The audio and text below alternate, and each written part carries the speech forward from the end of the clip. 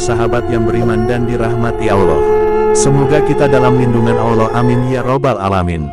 Sejarah bangsa Indonesia ketika PKI mengelabui mata rakyat Indonesia. Setelah pertarungan dalam pemilu usai, berikut perolehan suara partai-partai dalam pemilu 1955 tersebut: PNI, 57 suara, Masyumi, 57 suara, NU, 45 suara, PKI, 39 suara, PSI, 8 suara, Parkindo, 8 suara, Partai Katolik, 6 suara, PSI, 5 suara, Perti, 4 suara, IPKI, 4 suara, Murba, 2 suara, Partai Buruh, 2 suara, dan Gerakan Pembela Pancasila, 2 suara. Pada saat itu perolehan yang terbanyak diraih Partai NU atau yang lebih dikenal dengan sebutan Nahdlatul Ulama. 10 tahun sebelum Partai Komunis Indonesia, PKI, secara nyata bugot memberontak terhadap pemerintah RI, mereka ikut menjadi kontestan dalam pemilihan umum pemilu tahun 1955 yang melibatkan 13 partai lain termasuk Partai Nahdlatul Ulama NU. Pemilu pertama dalam sejarah Indonesia ini disebut-sebut berjalan demokratis. Namun demikian, PKI memunculkan kegaduhan dengan menyalahi ketetapan Menteri Dalam Negeri Mr. R. Sunario perihal lambang partai. Semua partai menyepakati ketetapan Mendagri, kecuali PKI. Tanda gambar PKI berupa palu arit dibubuhi tulisan, PKI dan orang-orang tak berpartai, diprotes oleh NU namun PKI tetap bertahan. Terjadi silang pendapat di antara NU dan PKI yang berujung pada Mr. R. Sunario untuk memanggil perwakilan dari kedua partai. Dilakukanlah musyawarah yang menghadirkan wakil-wakil NU dan PKI disaksikan Mendagri dan Ketua Panitia Pemilihan Indonesia PPIS. Hadi Kusumo, Partai NU mengutus Idam Khalid dan Munir Abisujak, sedangkan PKI mengirim DN Aidit dan Sudisman. Terjadilah perdebatan sengit di antara mereka seperti yang diungkap Kiai Haji Saifuddin Zuhri dalam memoarnya Berangkat dari Pesantren sebagai berikut.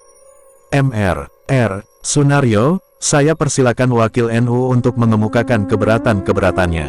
Idam Khalid, menurut NU, tanda gambar atau simbol PKI selama ini cuma palu arit, tak ada embel-embel kalimat, dan orang-orang tak berpartai. DN Aidit, PKI berpendapat bahwa banyak sekali orang-orang tak berpartai tetapi mempercayakan perjuangan politiknya kepada PKI.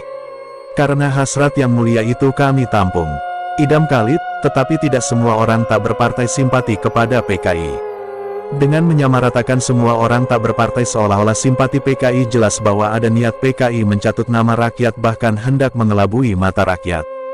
DN Aidit, saya protes saudara menuduh PKI mencatut nama rakyat bahkan mengelabui mata rakyat. Idam Khalid, protes saudara saya tolak. Saya sekadar menyatakan kenyataan yang saya rasakan. Sudisman, dari mana saudara merasakan PKI mengelabui mata rakyat? Idam Khalid, dari kenyataan yang ada dalam masyarakat. Di sana banyak orang-orang tak berpartai yang bersimpati kepada NU, kepada Masyumi, kepada PNI dan sebagainya. Kalau terhadap mereka yang pandangan hatinya berbeda-beda lalu dituntut seolah-olah mereka juga ikut PKI semua, apakah ini bukan mencatut nama rakyat dan mengelabui mereka?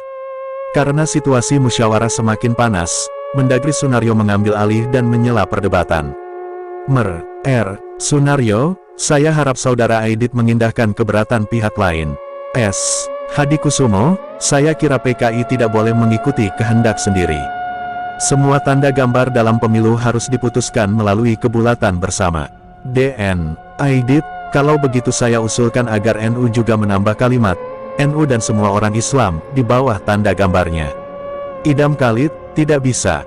Bagaimana saya harus melakukan hal-hal yang saya sendiri memprotesnya? Orang-orang Islam yang tidak berpartai itu hati kecilnya mempunyai simpati kepada partai tertentu. Ada yang bersimpati pada Masyumi, PSI, Perti, dan ada yang kepada PNI maupun IPKI dan sebagainya. Saya tidak ingin NU mencatut nama orang-orang tak berpartai seolah-olah pro-NU semua.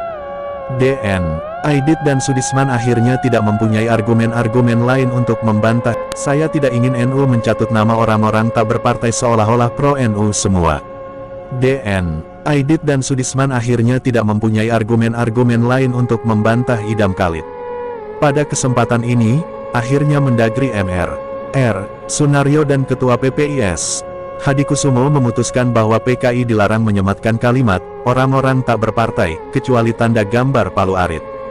Jangan pernah melupakan sejarah, semoga bermanfaat, amin ya robbal alamin. Jangan lupa di subscribe dan bunyikan loncengnya biar tidak ketinggalan kisah-kisah dan sejarah dari Kodi Channel. Terima kasih. Assalamualaikum warahmatullahi wabarakatuh.